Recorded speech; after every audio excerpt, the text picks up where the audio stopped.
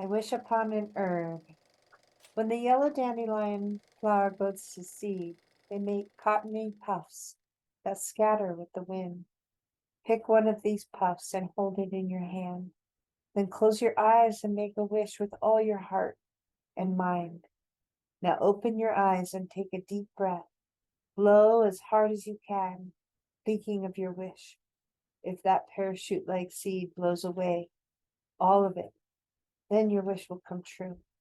If only some remains, only part of your wish may be realized. I love that.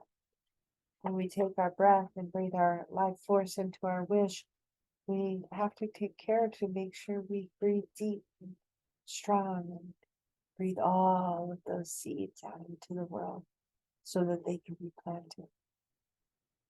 And we're starting with our storytelling shorts with the dandelion, the lion, and the wise teacher. There once lived a wise teacher who had snow white hair and long white beard.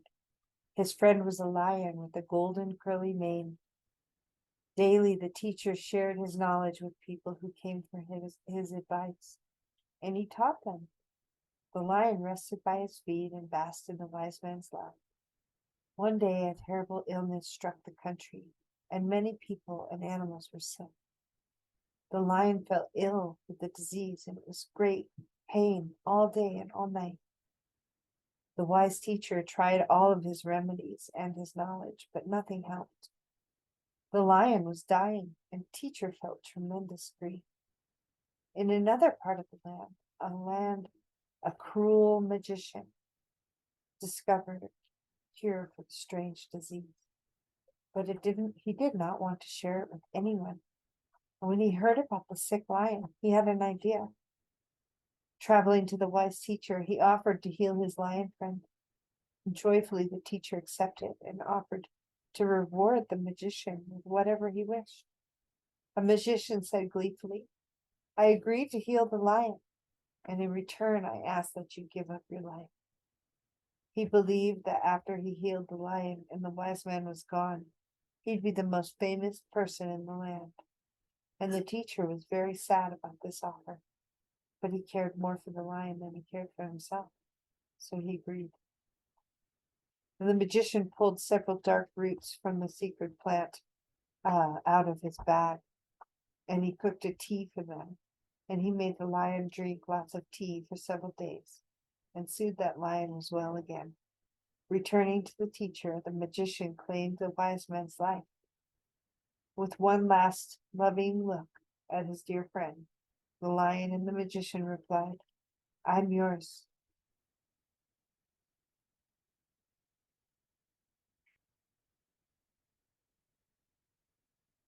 With that, the magician mumbled in the odd words, and he waved his hand in a strange pattern, and the teacher fell to the ground. "Aha!" shouted the magician in triumph. "Now I will be rich and famous."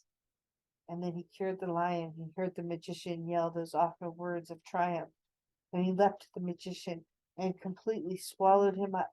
And then in great sadness, the lion lay down by the teacher and went to a very, very deep sleep. And when the sun and the earth saw what happened, they decided to do something very special. They shook in great waves, making both the lion's and the teacher's bodies tremble and shift, and they became part of the earth. And the sun shone upon them until the seeds sprouted tall, and they became beautiful plants. The plants had strong medicine. Its flowers were large and golden like the lion's mane. Its leaves were jagged and shaped like the lion's teeth. And after the plant's golden pebbles faded and died, the seeds sprouted into silky white puffs in honor to the wise teacher and his snow white hair. And then the breeze carried the seeds into the other lands to grow. In this way, the teacher and the lion were still able to help heal people of other diseases. Today, this plant is called the dandelion, or the lion's tooth. It's easily found and is used to heal in many illnesses. The next time you see dandelion, look for the lion and the wise man and its flowers and leaves, for they are still there. Now I speak to this about dandelion because we're starting into this first time full circle podcast and doing a little bit of storytelling shorts and spotlighting Annie Katura, who is a co-host in the Full Circle podcast that we are just now beginning. And we want to highlight what we call the process, the process getting from A to B. And I feel like this story in contemplation really shows us what that process is. It's organic. It's made from love. It's a sacrifice from something to be born from. And I think we have been doing. Annie has been hosting a circle called the Artist Way, following Julia Cameron's book, and breaking down the old ways, the blocks and things that keep us from really delving into the creative process. And some of those blocks can come up as money or Spain. And as we see in this story, the magician is blinded by the fact that he has a great ability to heal and to give life, but it comes from a nature of trying to get ahead and to be seen instead of to be in right relationship with the process that's unfolding in front of you.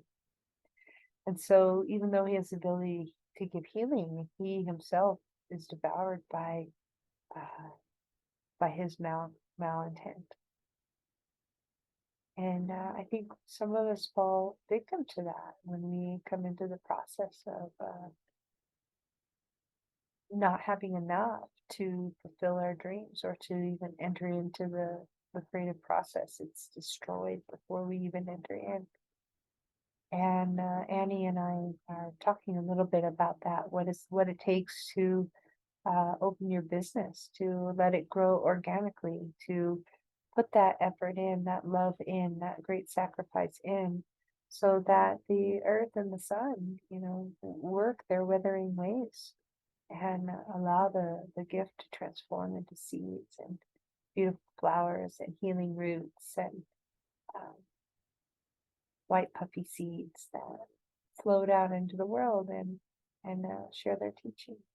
So without further ado, I'm very excited to share with you Annie Katura and her process, her artistic, creative process of finding herself as a fabric designer and an illustrator, a children's book illustrator, a life explorer, and curiosity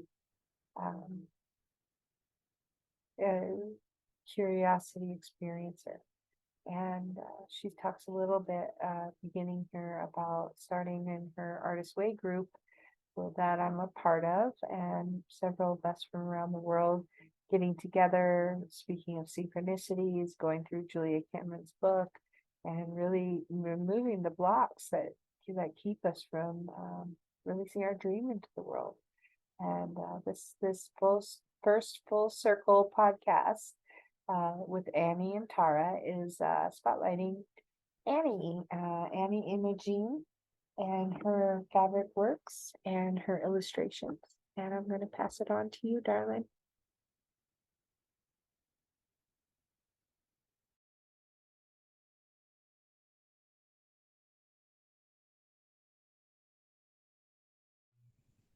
This week in the Artist Way is all about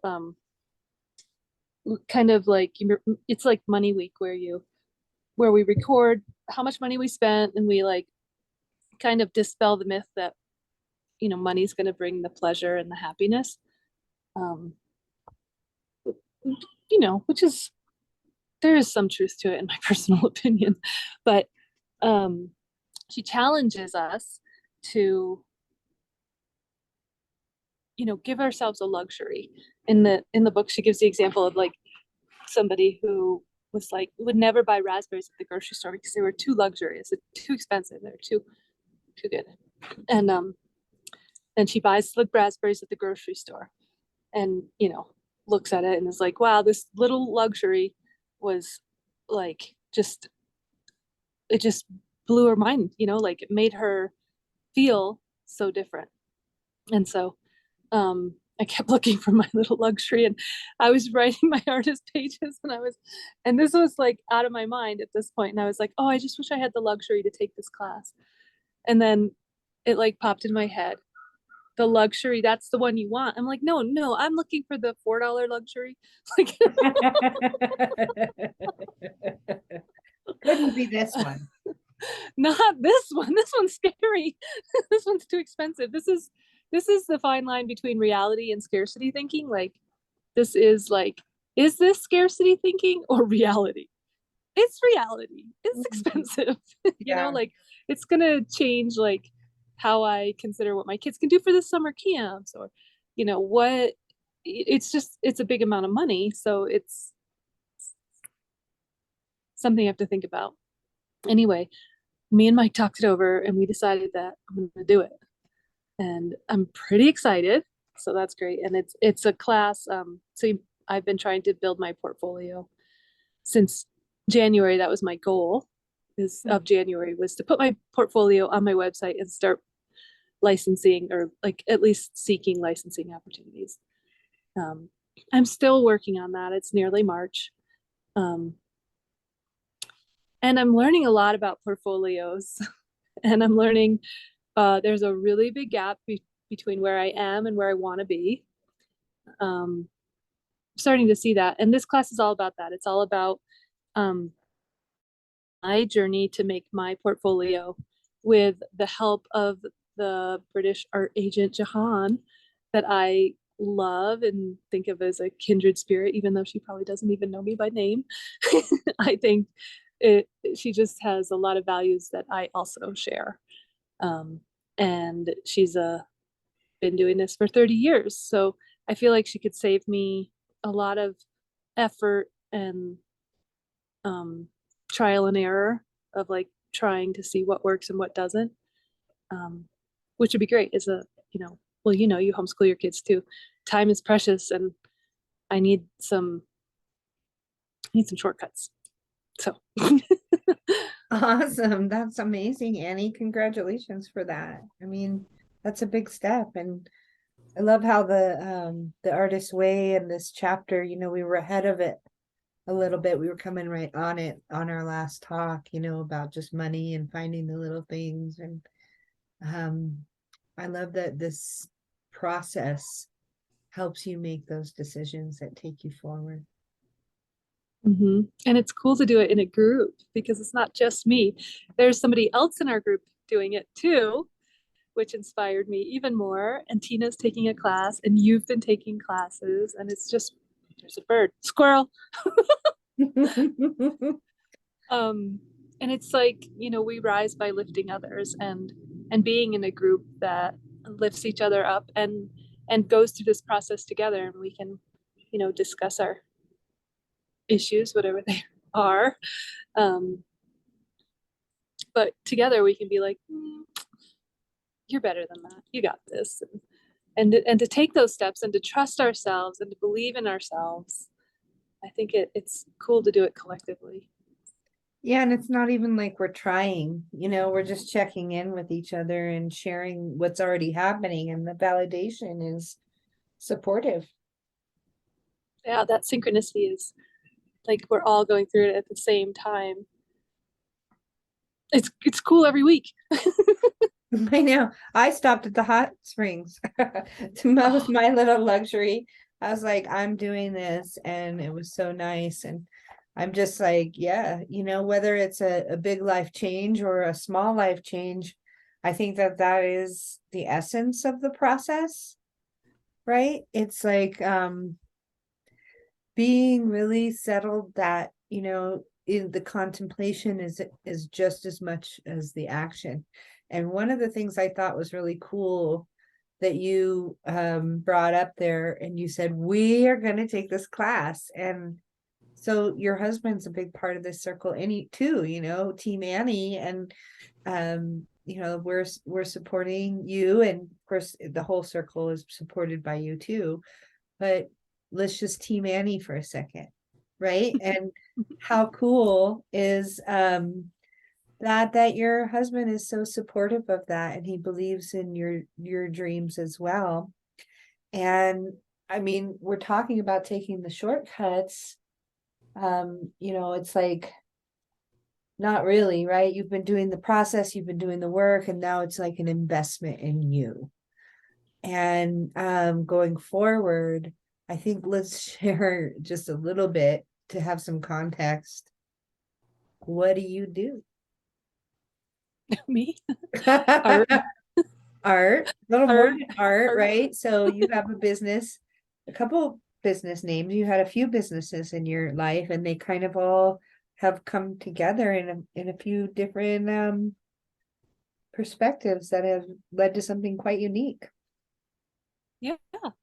I am working on becoming a fabric designer, and I just opened my new business, Annie Imogene, which is probably like, so I used to have Mountain Stitch Works, which was sewing, and it was great. It was lovely, and it paid all the bills, and I got to be an entrepreneur, and it was always fun, but I always wanted to make my own designs.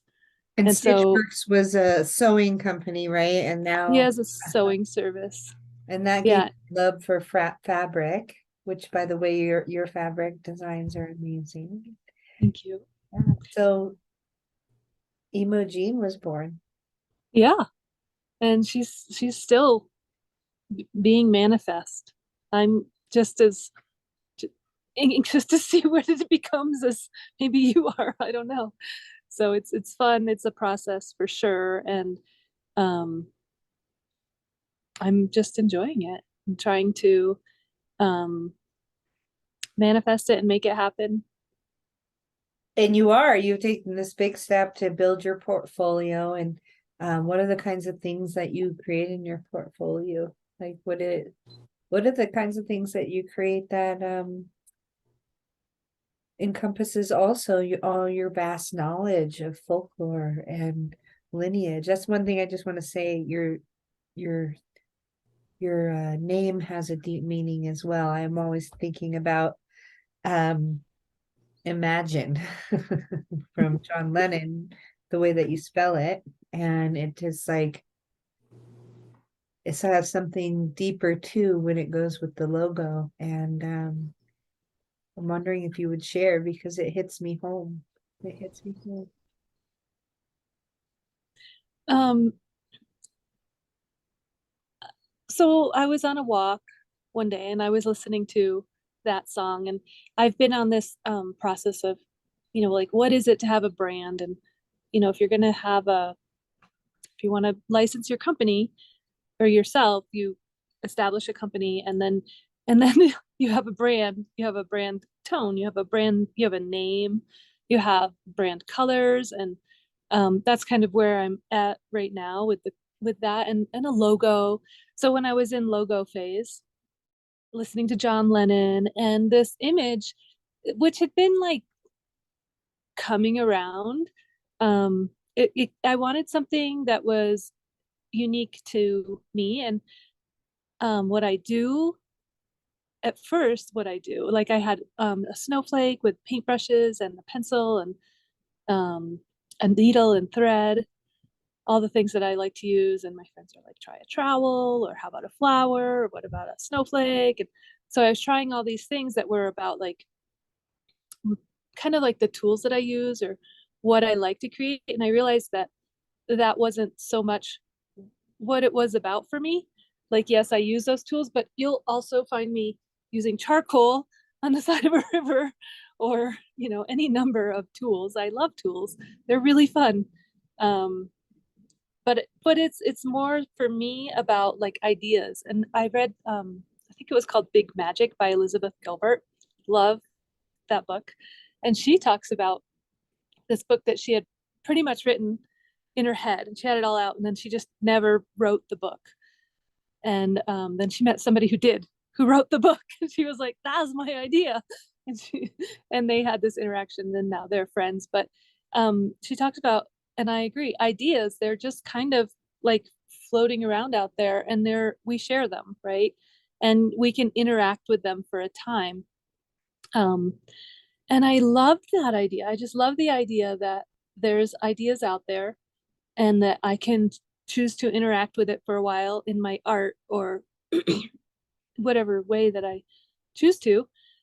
And then um and then for me a big part of it is just letting it go, because there's a fear there with letting it go, but I need to remember that it's a part of the process. Like, so I had this vision with John Lennon and like the Peace Birds from the 60s, and I don't even know that the vision was John Lennon so much that I was listening to his song Imagine.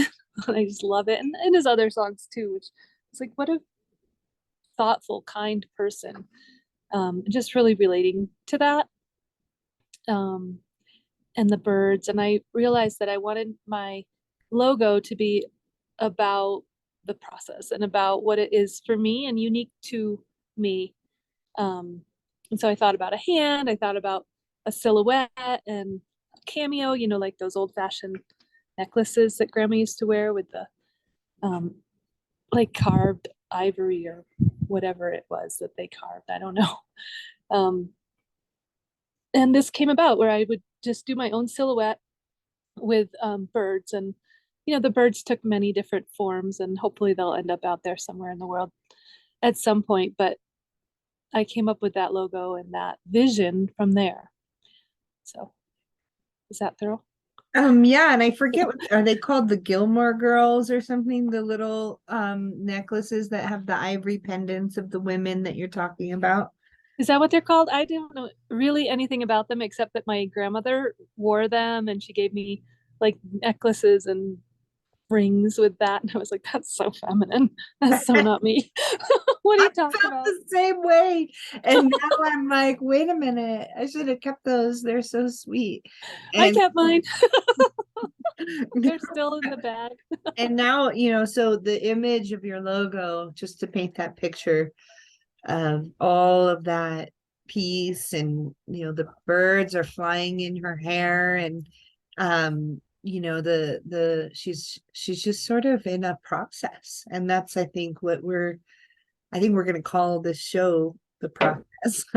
Right, because that's what it's about. And I think that that's where you and I have arrived, coming into what we're doing here, just sort of talking back and forth, sharing time together, is like, let's talk about our process. Let's share our process with the world, because we're often walking together talking about our creative endeavors and everything that we are learning. And it's always about the process, and the coolest hits come out of those. And we're like, darn, we should be recording this. So we are. This is what we're doing. It. Yeah. And what's cool about it is also the name and the way that you spell it as well. Can you spell it out? Imogene. Uh-huh. Just Imogene.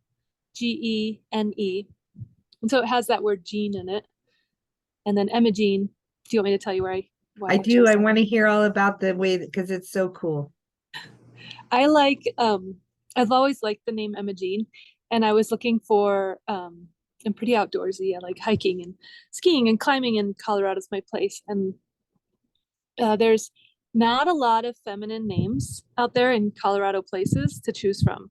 I mean, I could choose like Aspen or Taylor or like Rose.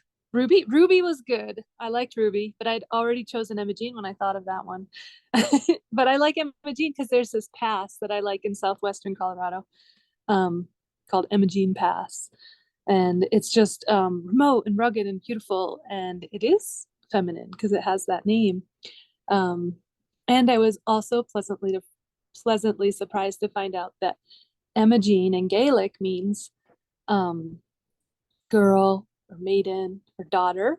And so I liked that, as well as it has Gene, like Gene, and a lot of my visions have been about like kind of being a thread between generations. So like, and one way that women make those threads between generations is through created household goods like quilts. I have like crocheted Afghans. I have baby clothes that my grandmother made me. So I love that element of legacy, Mhm. that fabric. It's like a sharing, you may barely get to know that person, your great grandmother, but she made this, when you were born, or maybe she made it for your mom and then you got it and then you'll give it to your kids. So I like that generational sharing, and that hand woven love is passed from generation to generation. And I hope that, I'm able to create maybe some quilts or other things that get passed from family members to family members. So that brings me joy. Oh, I know. It brings me so much joy too. I remember sitting with you and your mother over Christmas, and you were saying, "Oh, mom, tell her about what was it, that you had the outfits of the people, the Scottish ancestry." Oh, the quilts, or not quilts, the kilts. Those, she loves those. Yeah. I have kilts that I don't know who made them, but my grandmother was from Scotland and she came over on the boat when she was very young. But these were kilts that belonged to um, her, my mom, probably maybe her mom. I also have these dolls with the same plaids. I have two that were hers. I have my mom's doll too. So it's fun, I can I wonder if that's the plaid of my lineage.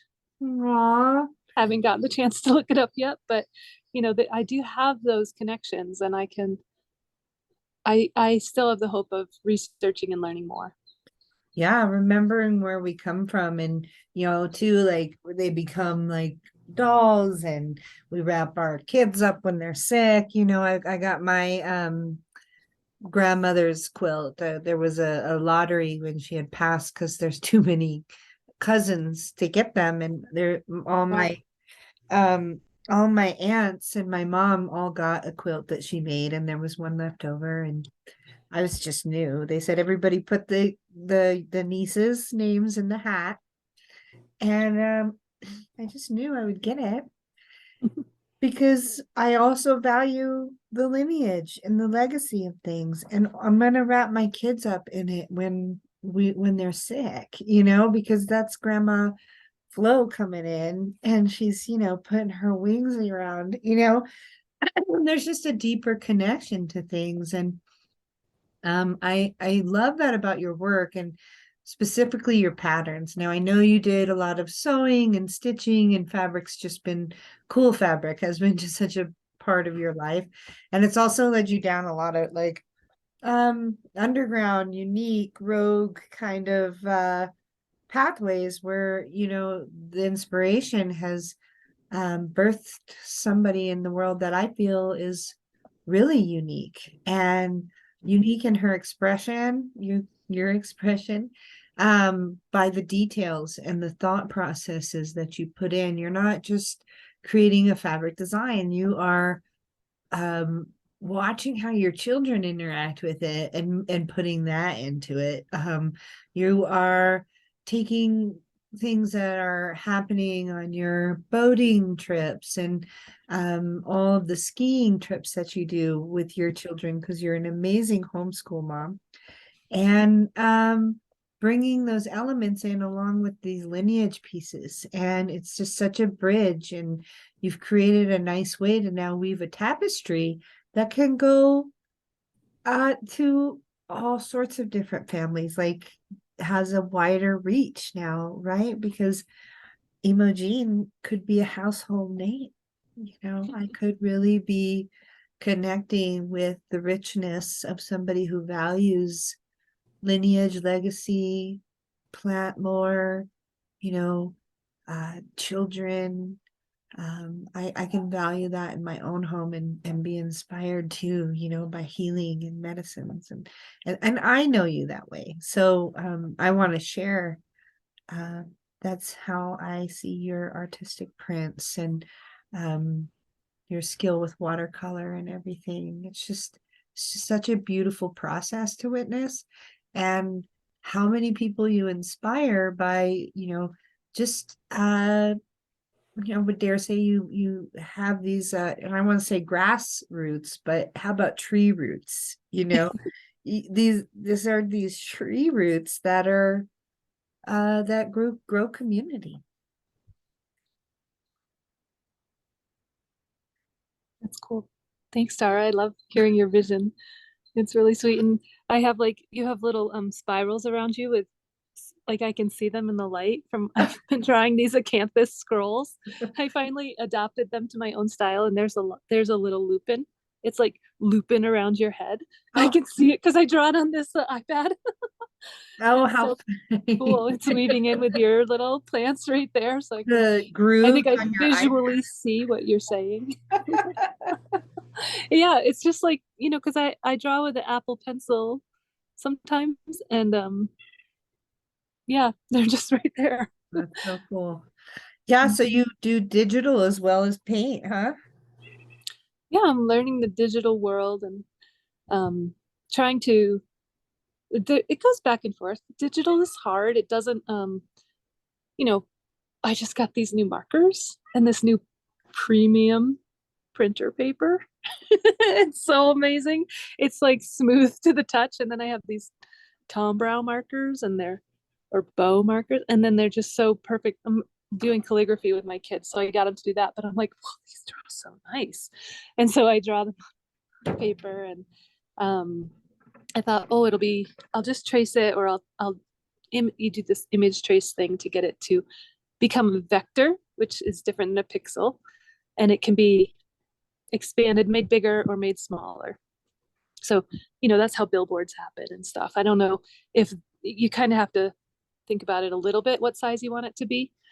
Um, but it has a lot more freedom than a pixel when you're drawing. Okay. And yeah, getting it to transfer from what it is on paper to the image that you see on a screen has that's really what brought me on this path was my utter frustration with trying to make watercolor painting or greeting cards from my watercolor paintings. It was the pictures that I took, they would have a gray line across them. I tried to make the gray line go away, then it would turn hot pink, and I'm like, that's not hot pink. And so there was a huge amount of frustration, and I found this class that would help me learn how to take my watercolor paintings and make them into a digital image that I could put on whatever I wanted to. And the person that taught me was a fabric designer. And I was like, oh, light bulb. And so now I can make my watercolor paintings into fabric, which is pretty cool. So that's how it all clicked. And just to be clear, at the beginning, we were talking about you going into building your portfolio, but this is what we're really talking about is a fabric design portfolio. Yeah, or maybe it'll be I like doing illustrations from my watercolors. I like doing illustrations on my iPad, but I think I like the watercolor. I like painting. I like that process. So we'll see. We'll see where it goes, what it becomes. I like the idea of maybe illustrating kids' books. Maybe. So is that you think that through this process of building your portfolio that you may uncover that you are more of a fabric designer or more of a children's book illustrator? Well, you know, I am a Gemini, Tara. Maybe you're both. I might be both.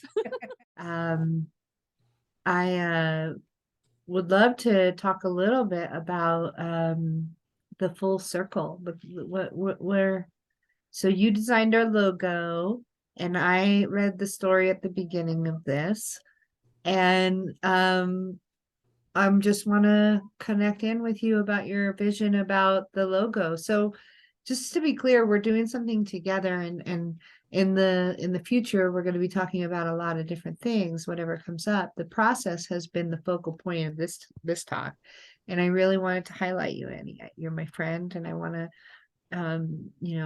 help you, talk about your process, but also get your work known, because it's worth being seen, and your voice is worth being expressed, and you're doing it. And we started full circle to share our wisdom and our words, and this is something that's so important to you. Thanks, Tara. I appreciate it. It feels nice to have you care and listen and want to make a platform for my voice, because it's not the type of thing that I don't want it to be all about me. I want my process to involve others. And that's one thing that really brings joy for me. So having you offer this is really great, because it's us. It's not just me, and I like that. It feels good, and hopefully I can reciprocate that for you as well. Yeah, we will. Yeah. This one's, though, is about you. You can keep tossing it over here, but I'm gonna keep throwing it back. My seat's getting hot. You see me rolling my eyes over here? It's your turn. I think, though, when we're talking about process, when I hear what you said about the leap, like, there is a focus. The process is the focus. Is that what it? you mean? I mean, when you go into a portfolio, you have to find a focus. Yeah, I can envision my portfolios in the future and just how fun they are. Like when we did the imaginary lives, it was so fun. Imaginary lives is where you just you do stream of consciousness thinking about imaginary lives. And it was really fun to imagine being an ornithologist and following birds on migratory patterns whilst jumping into community, alternative school communities along the way. Which, some of them I think we may already be engaged with like our Spanish class in Guatemala that your kids are also a part of. Mm-hmm. There's a school there, and our program could go and visit that program, and we can, how cool would birds be down there? Like, go see the hummingbirds in the winter. Okay. But so I want to clarify that we jump from fabric design and art, and now we're talking about the homeschool groups that you do. Right. I think it's that inner that tapestry weaving in many ways, right? Because through that process, I'm sure other people experience inspiration, and I'm going to want to paint, and that's how I engage with my world. And I like to play. Maybe I won't be painting. Maybe I'll be doing some other art form, or who knows? But I can then take that idea and make it into a collection. Like, I can share it. Maybe it becomes a story. Maybe it becomes a YouTube channel. Maybe it becomes a homeschool curriculum. I don't know what it's going to become, but I do have this vision of painting and making patterns. So maybe it just becomes a fabric pattern and goes out into the world that way. Like, I don't know what it will be. I don't even know if that will happen. Do hear you like putting all the whole package of everything that we've talked about in there, and you're just like, yeah, I experience life, and then I take from that experience and I put it into my art, and there's something in that creates a pattern that is possibly something that you'll want to share with the world. It's exciting. Because what's your mantra that would you get a little vulnerable here with me and share the mantra about your the world waiting for your art? Which one is that? Is that the don't ruin good enough with perfection? Or is that the world is patient for my art? The world is ready. I crossed out patiently. Okay. And I put ready. The world is ready for my art. So that's part of my logo, right? Is the birds. The birds come. And then I need to remember that the birds go. Then we send them off. They're not perfect.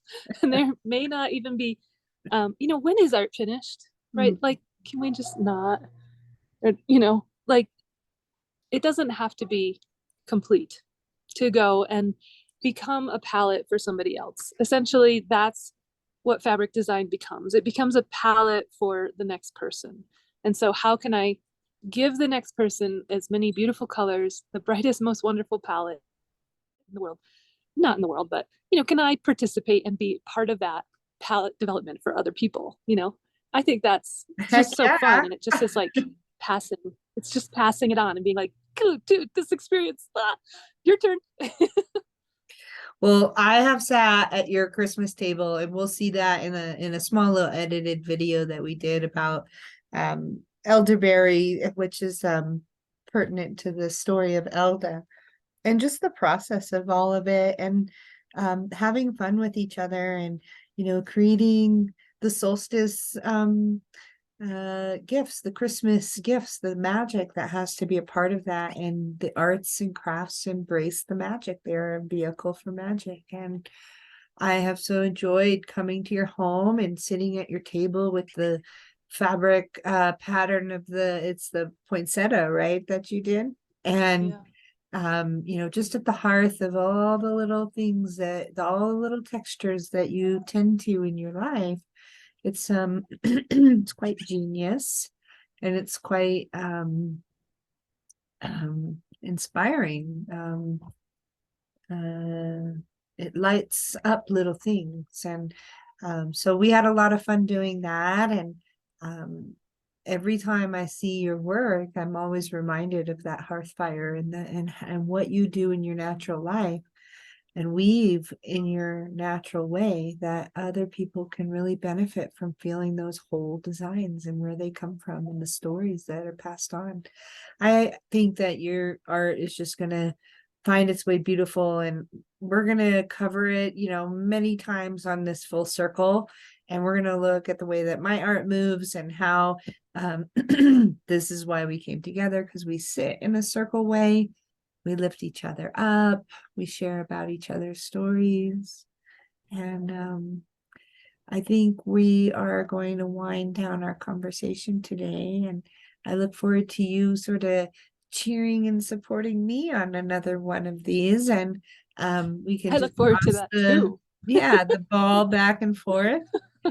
And the circle. And we were actually in the hot springs and feeling that chi, that movement in the water, the force that's unseen. And so that's what full circle's kind of giving me a hit about. But to wrap it up, I really would like it if you shared your information up here, your website. My website is just annieimogene.com. ANNIEIMOGENE.com. Did I get all the letters right? We'll put it in here. And then I have an Instagram that's just Annie out west and then underscores between each word. So yeah, so just real quickly, can you list what all the things that you do and offer as far as like you're a homeschool mom, you're a fabric artist. Let's just list the rest of them and end with that. all the things. As many as you can list, the process. I am curious. I'm a curious explorer of this earth. I believe strongly in the protecting our planet. I'm an earth warrior. You are an earth warrior. Yeah, I'm a gardener. And you can find her gardening and the way that she homeschools. She goes out and goes in groups. There, you can find Annie on the mountain skiing. You can find her on the rivers boating with her husband and kids in the summer. And I'm a mountain bike coach too. And she's a mountain bike coach and a Nordic Who skier. knew?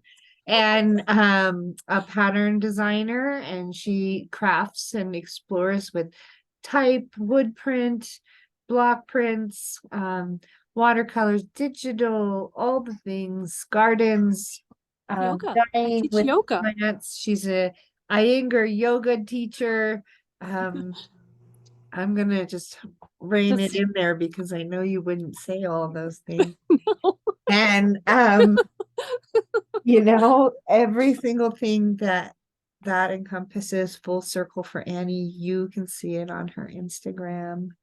And as she comes out and posts her amazing things, I encourage you to jump on her website and support local art, support Earth Warriorship, and I love you, Amy. I had to do it. I had to play the role of the interviewer.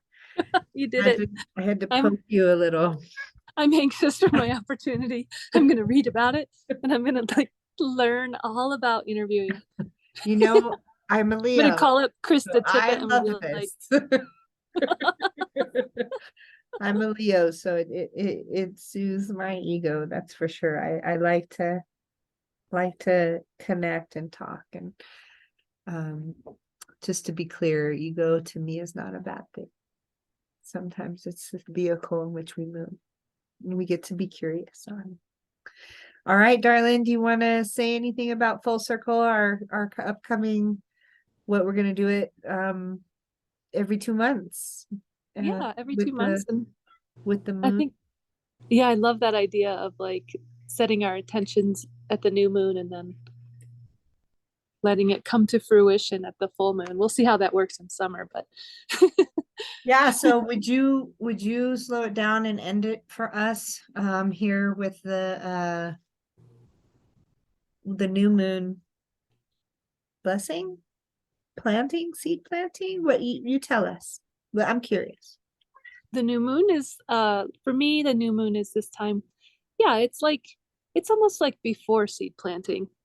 It's like the quiet. It's where you decide which thoughts are going to manifest, or at least we're going to put energy into manifesting. Not all the seeds we plant bloom, but we try.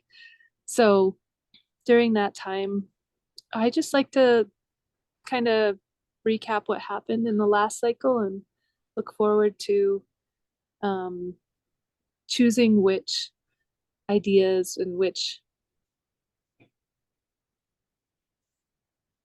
ideas really to manifest and to bring and put energy in. And then I write my calendar and then we do things. So that's good. Yeah, and then we put them out there to influence the world, and we come full circle. Thank you, Annie. I love Thanks, you. This has been so fun spending time with you and learning all the beauty way you walk.